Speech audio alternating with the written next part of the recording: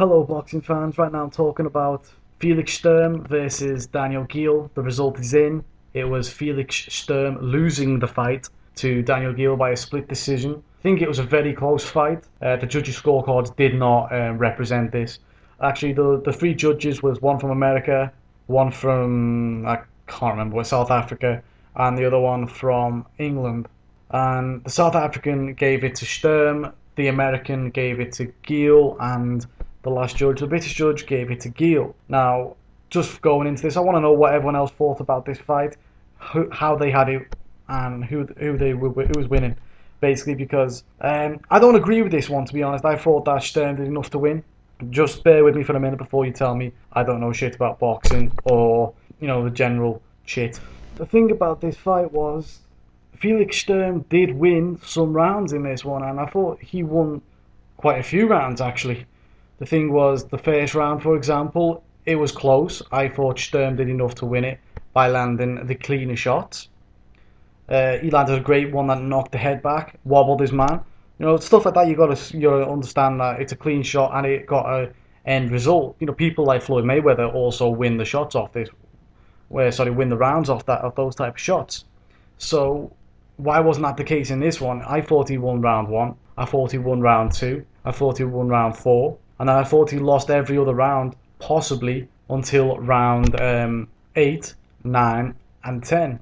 And then he won 11. And then the final round was close. It could have went either way. But then when I think about it, even the rounds that Sturm possibly lost, they were all very close rounds. And when you're talking about close rounds, you don't just give all the close rounds to the underdog. You split them down the middle, or you give them to the guy who landed the cleaner shots. And Geale was never landing the cleaner shots. He was throwing volume, but work rate isn't shit if they're not landing properly. If they're landing on the gloves, on the arms and stuff, that's where a lot of these shots were landing. A lot of them weren't scoring shots, and I don't think Sturm got the same type of. Well, I don't think he got the same type of deal, because when he was landing shots on the gloves and the arms, he obviously didn't get the points for them. So I don't know. There's a possibility this could have been a slightly political decision where they want a new champion now.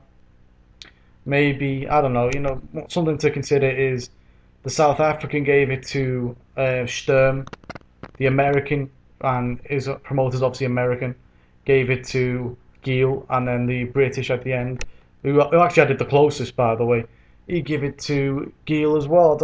I don't know, I'm not going to moan about it. It is what it is, I guess. At the end of the day, we have a new champion now, unified champion. Yeah, I just don't see how he won that fight. He didn't win that fight for me. It was a close fight. It could have been a draw. I don't think he done enough to win it by 2 or 3 points. No way. Looking at the undercard, and we had Chigaev on the undercard. That was cool. I thought, I like Chigaev. I think he's got a lot to offer as a contender in the division. Former world champion, of course. And he's always trying to get back up there to, earn his shot again. I think, he got a short straw having to fight Wladimir when he did fight him. He took a bit of a beat in that fight. But he showed heart, he showed his chin was good, even though I think he got stopped at the end. And I just thought he's a decent fighter, really. Would I like to see him fight Tyson Fury next? Yes. I think Tyson Fury's got a lot to offer in this fight as well. I think that it is advantage Tyson Fury after watching that fight. Even though Chigaev did stop his opponent was not that good at all. Something they did say was Tom Dallas actually blew away that opponent in one round. That's something for you to consider. And he also did give Chigaev trouble at points, and that can be witnessed from his scar tissue that you could see flaming up by round 2 or 3. So that's something to consider. Will Tyson Fury be able to take advantage of that? I think so. What else can we say? It's a good fight. I'd like to see that. Where do they both go from here? I'm talking about Sturm, and I'm talking about Geale. Where do they go from here? Well, Geale's got a lot of doors opening to him, really. He can take whatever fight he wants. A good fight would probably be against Matthew Macklin. That's the fight that the British would like to see. Martin Murray's also an option. I don't think Martin Murray would win, personally. Maybe Matthew Macklin would give him a good fight. Dan Barker, if he ever gets fit again, that could be an alright fight. It's not going to be the most brilliant fight, but it's not a bad fight. What else am I thinking? Yeah, Golovkin maybe. You also probably want to fight against Martinez. versus Chavez winner. So there's a lot of doors opening for him, and there's only a few doors open now for Felix Sturm.